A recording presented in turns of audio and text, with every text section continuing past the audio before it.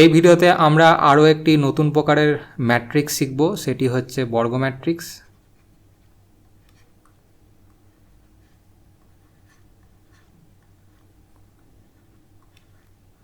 আমরা ইতিমধ্যে সারি ম্যাট্রিক্স কী এবং স্তম্ভ ম্যাট্রিক্স কী তা সম্পর্কে আমরা অল্প বিস্তর আলোচনা করে ফেলেছি। এখন আমরা বর্গ ম্যাট্রিক্স সম্পর্কে আলোচনা করব। তো বর্গ ম্যাট্রিক্স শুরু করার আগে আমি ম্যাট্রিক্সের যে সাধারণ একটি ম্যাট্রিক্স যদি আমি লিখি, তো এ একটি সাধারণ ম্যাট্রিক্স যার পদগুলি হচ্ছে এ আই জে এবং এর ক্রম হচ্ছে এম বাই এন। এখন এই ম্যাট্রিক্সটির ওপর আমি একটি শর্ত লাগাবো। শর্তটি কি? শর্তটি হলো এম সমান সমান এন। তো এই শর্তটি যখন এই ম্যাট্রিক্সের ওপর লাগাবো তখন আমার যে নতুন ম্যাট্রিক্সটির দেখতে হবে সেটি হচ্ছে, যদি আমি A1 বলে চিহ্নিত করি তাহলে হবে A I J M by M, বা এইভাবেও তুমি লিখতে পারো A I J N by N. এখানে দেখতে পাচ্ছ আমি কেন এম বাই এম লিখলাম, তার কারণ হচ্ছে যে এম এবং এন সমান, তো এম বাই এন লিখতে পারো, অথবা তুমি এন বাই এনও লিখতে পারো। এখন আমি একটি উদাহরণ নেব, উদাহরণ নিলে ব্যাপারটি আরও পরিষ্কার হয়ে যাবে। ধরো আমি একটি ম্যাট্রিক্স নিচ্ছি এম, এবং এম ম্যাট্রিক্সটির পদগুলি হলো 2, 3, 4, 5, 6, 0, 3, 2, 5। এটির ক্রম তোমাকে যদি লিখতে দেওয়া হয় খুবই সোজা, 3/3, কারণ 3টি সারি এবং 3টি স্তম্ভ রয়েছে।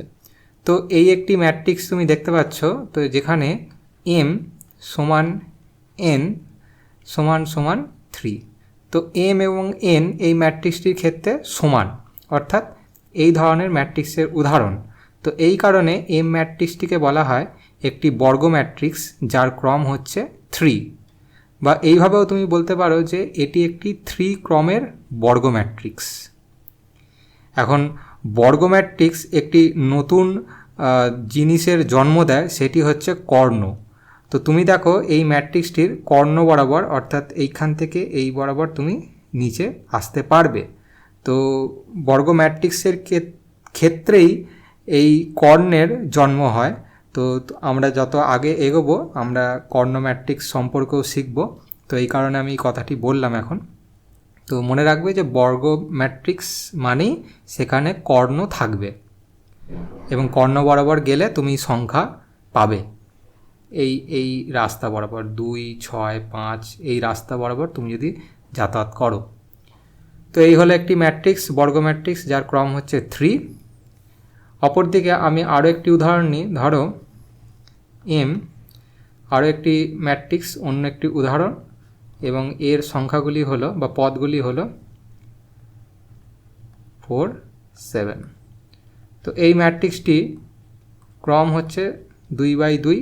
তো এটিও দেখতে পাচ্ছ যে এটি একটি বর্গ ম্যাট্রিক্স যার ক্রম হচ্ছে 2।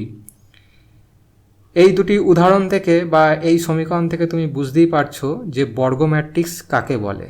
বর্গ ম্যাট্রিক্স তাদেরই বলে যাদের ক্ষেত্রে সারির সংখ্যা এবং স্তম্ভের সংখ্যা সমান।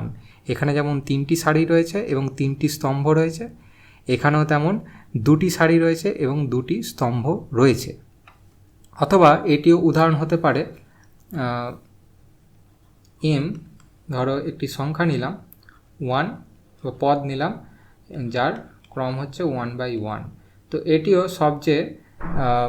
এটিও একটি বর্গ ম্যাট্রিক্সের উদাহরণ যার ক্রম হচ্ছে 1, কারণ এর একটি সারি এবং একটি স্তম্ভ রয়েছে। তো এই হলো আমাদের বর্গ ম্যাট্রিক্স সম্পর্কে আলোচনা। এবং বর্গ ম্যাট্রিক্স একটি অত্যন্ত গুরুত্বপূর্ণ ম্যাট্রিক্স, মানে এই প্রকারের ম্যাট্রিক্সটি। তার কারণ হচ্ছে যে যতদূর পর্যন্ত তোমাদের সিলেবাস সম্পর্কে যদি নাড়াঘাঁটা করা যায়, তো সেইখানে বর্গ ম্যাট্রিক্সকে নিয়েই কিন্তু তোমাকে বেশিরভাগ সময় কাজকর্ম করতে হবে। তো বর্গ ম্যাট্রিক্স খুবই গুরুত্বপূর্ণ।